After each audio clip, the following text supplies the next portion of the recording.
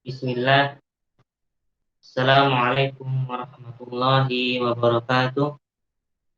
Alhamdulillah. Wassalatu wassalamu ala rasulillah wa ala alihi wa ashabi wa man tabi'um bi ihsan ila yaumiddin. Amma ba'd. Anak-anakku sekalian yang dirahmati oleh Allah Subhanahu wa taala,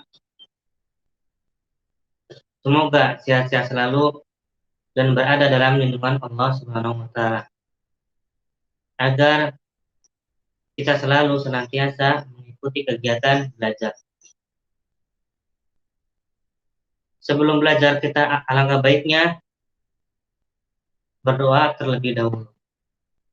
Raditu billahi robba wa bil islami dina bi Muhammadin nabiyya wa rasulah. Rabbi zidni ilman warzuqni fahma. Setelah membaca doa, marilah kita melanjutkan pelajaran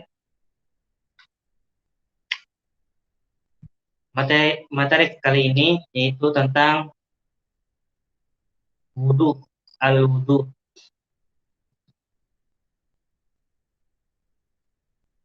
Apa yang harus kamu lakukan sebelum melaksanakan sholat?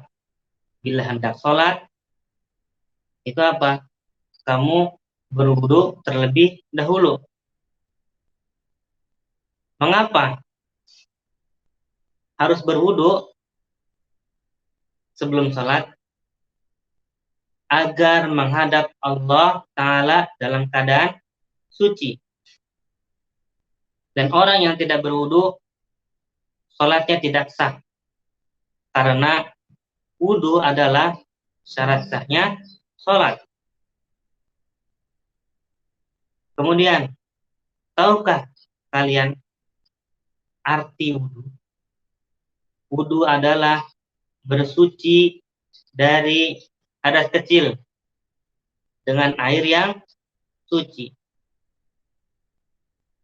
Yang termasuk hadas kecil yaitu kencing, kentut, tidur, memegang kemaluan, dan buang air besar.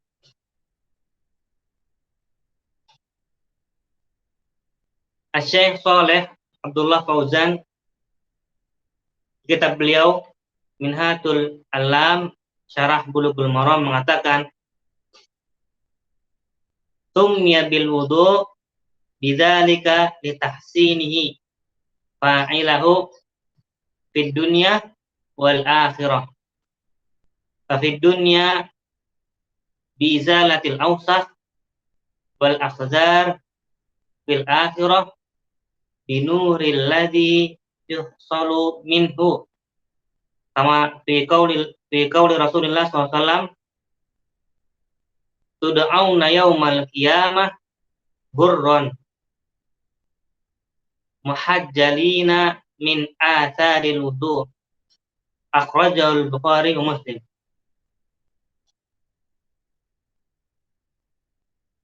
Yang artinya, jadi kenapa dinamakan dengan wudu? Dan wudu itu diambil dari kata doa. Dinamakan demikian karena wudu itu memperindah pelakunya di dunia maupun di akhirat. Kalau di dunia, maka wudu itu akan menghilangkan kotoran-kotoran, entah kotoran yang ada di mulutnya, yang ada di wajahnya, yang ada di tangannya, bahkan di sela-sela tangan maupun telinga maupun kaki. Sedangkan di akhirat,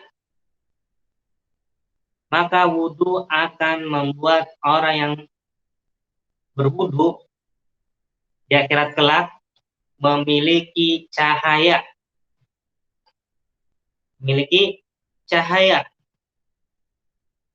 Sebagaimana sabda Rasulullah SAW, kalian akan dipanggil pada hari kiamat, wajahnya bercahaya, kaki dan tangannya juga bercahaya.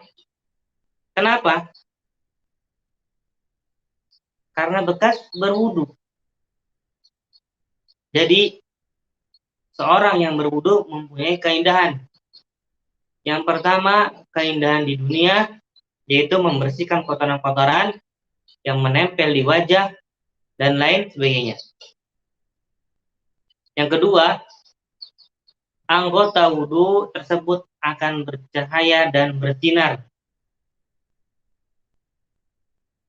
Inilah yang membedakan antara umat Nabi Muhammad dan umat lainnya. Dari apa? Dari cahaya wudu yang mereka kerjakan di dunia. Hadis Nabi SAW, riwayat Imam Muslim, Umar bin Khattab menceritakan sabda Nabi SAW, "Ma minkum min ahadin yatawaddau fayusbigul wudu, thumma yaqul asyhadu an la ilaha illallah wahdahu la syarikalah wa asyhadu anna Muhammadan abduhu wa rasuluh illa futihat lahu abwabul jannah tamaniyah yadkhul min ayyasha." Yang artinya, tidak ada seorang pun dari kalian berwudu lalu kalian menyempurnakan wudunya, kemudian mengucapkan asyhadu alla ilaha illallah wahdahu la syarikalah wa asyhadu anna Muhammadan abduhu wa rasuluh, melainkan dibukakan baginya 8 pintu surga. Ia dapat memasukinya dari mana saja yang ia suka. Apa ini? Wudu. Hanya berwudu, terus syahadat, kita bisa memasuki 8 pintu surga yang mana saja kita inginkan.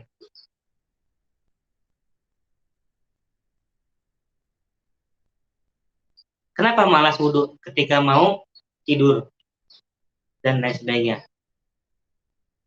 Karena wudu itu tidak hanya untuk sholat.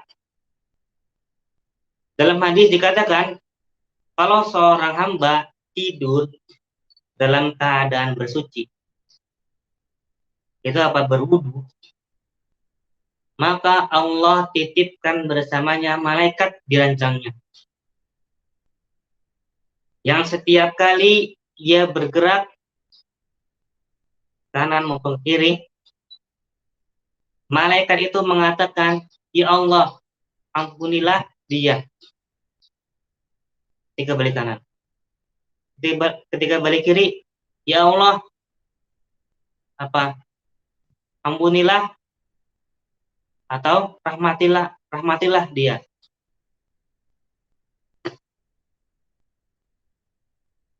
Padahal kita tidak sedar dalam keadaan tertidur. Malaikat mengatakan kepada Allah, ampunilah. Gitu. Allah akan mudahkan dia kalau mau tidur wudu. Kalau mau tidur wudu dulu, maka Allah mudahkan. Itu apa? Contoh, mau bangun sholat malam, Allah mudahkan. Allah bangunin. Mau sholat subuh, Allah bangunin. Wudu ini kalau disempurnakan, diikuti dengan syahadat saja, habis itu masuk dari 8 pintu surga yang mana saja.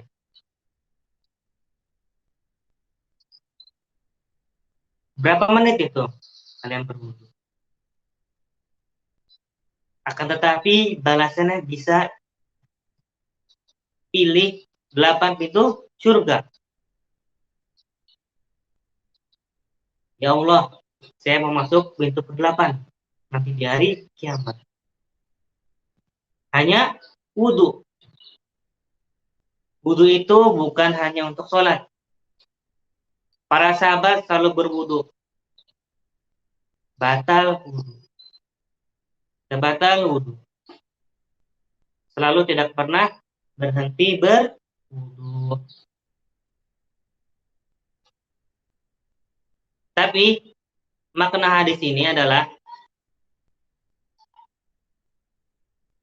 pelajaran pertama, satu, siapa yang berwudu dan menyempurnakan wudunya, penyempurnakan wudu adalah penjelasan adalah menjalankan sunnah Nabi SAW.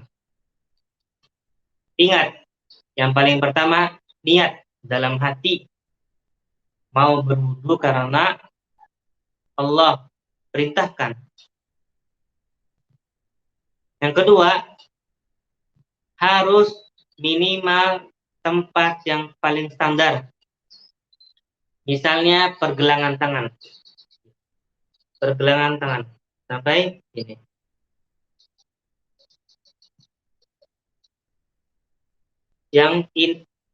Pergelangan tangan yang ini diperintahkan. Ini batasan minimal penyempurnaan. Penyempurnaan ini adalah menyentuh semua batasan minimal. Ini batasan minimal. Kurang sedikit, wudunya tidak sah. Sholatnya tidak sah. Maka ada hadis yang sempurnakan wudu. Maksudnya adalah menyempurnakan tempat minimal. Dan kalau dilebihkan jauh lebih baik. Sabda Nabi SAW, saya ingin bertemu saudara-saudara saya. Kata para sahabat, ya Rasulullah, kami saudara-saudara Anda. Kata Nabi SAW, bukan. Kalian sahabat-sahabatku. Saudara-saudaraku yang datang sepeninggalanku. Ya kita semua. Lalu sahabat bertanya, bagaimana Anda bertemu dengan mereka? Bagaimana Anda bisa mengenal mereka nanti? Nah, ketemunya di akhirat. Itu di hari kiamat. Kita bertemu dengan Nabi di hari kebangkitan. Di padang mahsyar. Kata Nabi SAW, sungguh dari tempat-tempat duduknya umatku akan keluar cahaya yang terang dan tidak ada pada umat yang lain. Makna dari kata hadis ini, kata para ulama, adalah wudu itu hanya ada pada umat Nabi Muhammad SAW. Makna hadis itu. Karena dikatakan akan keluar cahaya dari tempat-tempat wudunya. Kalau umat-umat yang lain ada wudunya berarti keluar cahaya. Dibedain kata Nabi SAW. Keluar nanti dari tempat wudu kita, keluar cahaya semuanya. Dan bukankah seseorang yang memiliki kuda-kuda yang banyak bisa membedakan antara itu. Bila ada kuda yang keempat kakinya berbulu warna putih. Warna apapun bedanya, tapi keempat kakinya itu berwarna bulu putih. ini bisa dibedain. Wah, ini kuda lain karena kombinasi dengan yang lainnya. Maka saya akan membedakan pula untuk umat Nabi Muhammad SAW. Kemudian, dan lanjut hadis ini, barang siapa yang memanjangkan jamahan wudunya supaya caranya memanjang. Jadi batas minimal di sini kita kenapa memanjangkan di sini? Maka lakukanlah dan boleh berwudu ketika di kamar mandi maupun di toilet, tidak berpakaian. Boleh, asal tidak di tempat umum. Gak apa-apa insya Allah. Justru pada saat itulah kesempatan melebihkan. Ketika tidak berpakaian, kita berwudu, batas minimal sekian, sampai segini. Sampai dari siku kita bisa melebihkan sampai sini. Diperbolehkan.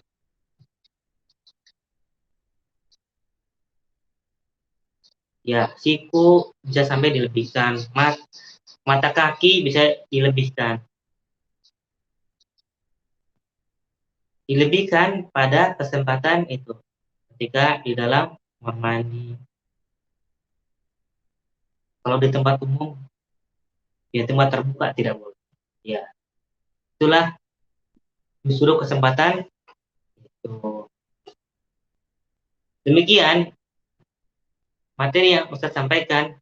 Insya Allah tidak ada tugas untuk materi kali ini, hanya menyimak dan memahami saja.